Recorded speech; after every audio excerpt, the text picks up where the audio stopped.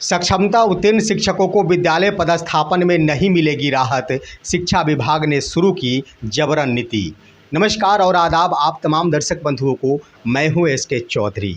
दोस्तों, एक तरफ जहां ये बातें कही जा रही थी कि बिहार के नए एसीएस डॉक्टर एस सिद्धार्थ द्वारा तमाम शिक्षकों को विद्यालय पदस्थापन में राहत प्रदान की जाएगी, इसके लिए कमेटी का गठन किया गया है और 4 सदस्यीय कमेटी को 15 दिनों के अंदर यह सुझाव प्रस्तुत करना है कि आखिर किस नीतियों के आधार पर शिक्षकों का पदस्थापन किया जा सकता है और किस नीतियों के आधार पर शिक्षकों का स्थानांतरण किया जा सकता है। दोस्तों, इसी के क्रम में 11 जुलाई 2024 को कमेटी की प्रथम बैठक आयोजित थी और प्रथम बैठक के दौरान यह खबर सामने आई थी कि दोपहर 3 बजे तक कमेटी की बैठक नहीं हो पाई थी, लेकिन बाद में कमेटी के सदस्यों द्वारा बैठक का आयोजन किया गया और उसके आधार पर कुछ निर्णय भी लिया गया है। विभिन्न समाचार पत्रों के माध्यम से भी इस बात की पुष्टि की गई है कि 11 जुलाई 2024 को शिक्षा विभाग द्वारा बनाई गई 4 सदस्यीय कमेटी की बैठक हुई है, जिसमें कई अहम फैसले लिए गए हैं। दोस्तों, इससे पहले कि आखिर कैसे कैसे फैसले लिए गए हैं, इस पर हम विस्तार पूर्वक चर्चा करें। अगर आपने अभी तक हमारे इस चैनल सुसत्य वचन को सब्सक्राइब नहीं किए हैं तो कृपया अभी सब्सक्राइब कर लेंगे।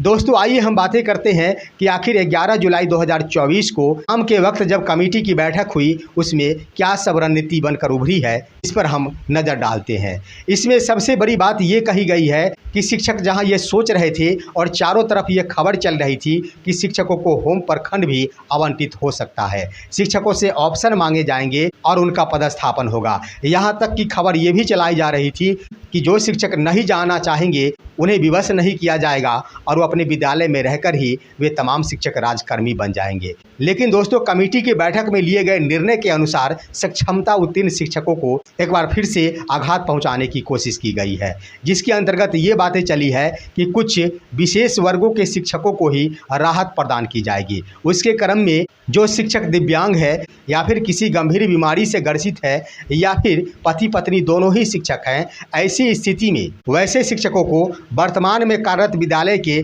आसपास का ही विद्यालय आवंटित किया जाएगा। वहीं दोस्तों, पति पत्नी अगर दोनों शिक्षक हैं तो उनके लिए कोई एक विद्यालय भी निर्धारित किया जा सकता है। ऐसी रणनीतियां बना रही है बिहार की शिक्षा विभाग। लेकिन सवाल उठता है कि आखिर सक्षमता उत्तीर्ण शिक्षकों की संख्या लाखों में है और लाखों शिक्षक ये मन बना चुके थे कि एसीएस डॉक्टर एस सिद्धार्थ द्वारा शिक्षकों के हक में सोचा जा रहा है, उनके पक्ष में सोचा जा रहा है। उन तमाम शिक्षकों को ऐच्छिक स्थानांतरण का लाभ मिलेगा जो सक्षमता उत्तीर्ण हो चुके हैं। शिक्षकों का मन यहाँ तक भी डोल गया था कि अब अच्छी घड़ी आने वाली है, क्योंकि शिक्षक अब अपने मन के मुताबिक ही अपना ट्रांसफ़र कराएंगे, यानी उनकी इच्छा होगी तो ट्रांसफ़र कराएंगे, नहीं होगी तो नहीं कराएंगे। वहीं दोस्तों, हम आपको बता दें कि अगर ऐसी नीति शिक्षा विभाग द्वारा अपनाई जा रही है तो शिक्षकों को निश्चित रूप से इस नीति से बहुत बड़ा आघात पहुँचेगा और शिक्षक कतई इसे स्वीकार नहीं करेंगे। लाखों की संख्या में ऐसे शिक्षक होंगे जो दूर दराज अगर विद्यालय आवंटित किया जाता है तो वे सभी के सभी नियोजित शिक्षक ही बने रहना पसंद करेंगे, ना कि विशिष्ट शिक्षक बनने की ओर अपना कदम बढ़ाएंगे। दोस्तों, हम बताते चले कि बिहार की शिक्षा विभाग जबरन नीति पर भी काम करती है। ऐसा ना हो कि बिहार के तमाम सक्षमता उत्तीर्ण शिक्षकों की एक सूची जारी कर दिया जाए और उस सूची के अनुरूप यह घोषणा की जाए कि तमाम शिक्षकों को आवंटित विद्यालय योगदान करना होगा, अन्यथा उनका वेतन स्थगित कर दिया जाएगा।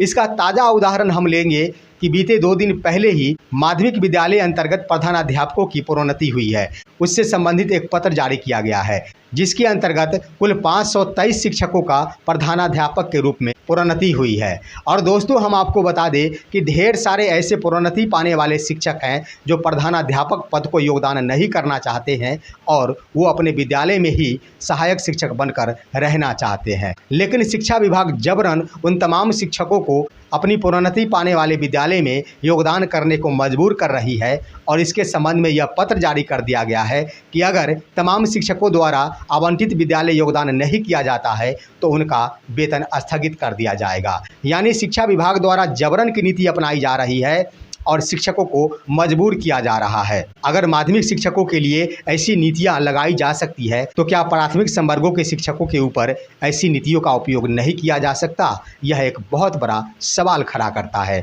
यह निश्चित है कि शिक्षा विभाग द्वारा प्राथमिक शिक्षकों के ऊपर भी जबरन नीति अपनाने की कोशिश की जाएगी, लेकिन शिक्षकों के पास एक बहुत बड़ा हथियार ये है कि उन्होंने माननीय पटना उच्च न्यायालय से यह अधिकार पा लिया है कि शिक्षक अगर चाहे तो नियोजित शिक्षक ही बने रहेंगे और शिक्षक अगर चाहे तो विशिष्ट शिक्षक बन सकते हैं।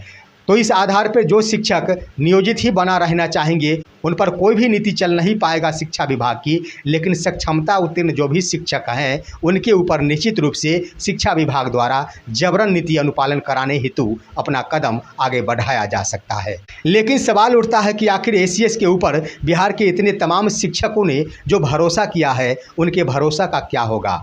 शिक्षक जो समय से विद्यालय आ रहे हैं और समय से प्रस्थान भी कर रहे हैं, इसके लिए वो ससमय विद्यालय में उपस्थित होकर ऑनलाइन माध्यम से अपना अटेंडेंस भी बना रहे हैं और ससमय अपने विद्यालय से प्रस्थान भी कर रहे हैं। आखिर जहां भी जाएंगे शिक्षक उस विद्यालय में यही नीति का पालन भी करेंगे, चाहे ये घर के पास के विद्यालय हो या फिर 200 किलोमीटर दूर के विद्यालय हो। जब शिक्षकों द्वारा विद्यालय में ससमय पहुंचने की कार्यवाही जारी है तो आखिर शिक्षा विभाग दूर दराज इलाकों में शिक्षकों को क्यों भेजना चाहती है, ये भी एक बहुत बड़ा सवाल खड़ा करता है। लेकिन हम बता दें दोस्तों कि शिक्षा विभाग द्वारा प्राथमिक शिक्षकों के ऊपर अगर कोई दोहरी नीति अपनाई जाती है, अगर जबरन की नीति अपनाई जाती है तो निश्चित रूप से एक बहुत बड़ा उबाल पैदा लेगा और शिक्षकों द्वारा इसका पुरजोर विरोध किया जाएगा। शिक्षक कहीं से भी इसे एक्सेप्ट नहीं करेंगे।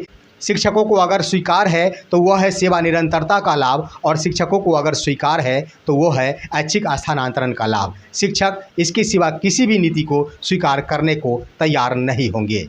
वहीं दोस्तों हम आप सभी को बता दें कि एसीएस डॉक्टर एस सिद्धार्थ ने जो भी शिक्षकों को भरोसा दिया है उस भरोसा पर एसीएस डॉक्टर एस सिद्धार्थ को निश्चित रूप से उतरना चाहिए और सभी कोटियों के शिक्षकों के लिए एक नई रणनीति का निर्माण किया जाना चाहिए, जिसके अंतर्गत शिक्षकों की इच्छा पर छोड़ देनी चाहिए कि वो अपना स्थानांतरण चाहते हैं या फिर नहीं चाहते हैं। वहीं दोस्तों सक्षमता परीक्षा फेज 2 का भी आयोजन किया जाना चाहिए। अगर शिक्षा विभाग सक्षमता परीक्षा के आधार पर ही शिक्षकों का स्थानांतरण करना चाह रही है और शिक्षकों को विशिष्ट शिक्षक बनाना चाहती है तो निश्चित रूप से फेज 2 का आयोजन किया जाना चाहिए और वैसे शिक्षक जो सक्षमता परीक्षा में शामिल होना चाहते हैं उन्हें भी सक्षमता परीक्षा में शामिल कराकर उन्हें विशिष्ट शिक्षक बनाया जाना चाहिए। और सबसे बड़ी बात ये होती शिक्षा विभाग द्वारा बिना शर्त ही तमाम शिक्षकों को राजकर्मी का दर्जा प्रदान कर दिया जाता और तमाम शिक्षक अपने विद्यालय में रहकर ही विशिष्ट शिक्षक बन जाते, यानी राजकर्मी बन जाते और शिक्षा विभाग को शिक्षकों द्वारा शिक्षण कार्य हेतु जिस नीति का पालन करवाना होता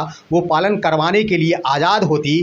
वो शिक्षकों से जैसे चाहे विद्यालयों में पठन पाठन का कार्य करवा सकती थी, परंतु शिक्षकों के हित में सोचते हुए। ढेर सारी महिला शिक्षिका हैं जो दूर दराज इलाकों में नहीं जाना चाहती है। इन तमाम बिंदुओं पर शिक्षा विभाग को निश्चित रूप से ध्यान देना चाहिए और शिक्षकों के लिए सिर्फ व सिर्फ 2 बिंदुओं पर काम करना चाहिए। ऐच्छिक स्थानांतरण का लाभ मिलना चाहिए और सेवा निरंतरता का लाभ मिलना चाहिए। और सबसे अहम बात कि शिक्षा विभाग को चाहिए कि हर हाल में बिना शर्त ही तमाम शिक्षकों को राजकर्मी का दर्जा प्रदान कर दे। दोस्तों ये थे आज के अहम खबर। आप सभी हमारे इस वीडियो को लाइक करते हुए तमाम दोस्तों के पास शेयर करेंगे और अब दीजिए अपने ही दोस्त एसके चौधरी को इजाज़त। जय हिंद, जय भारत।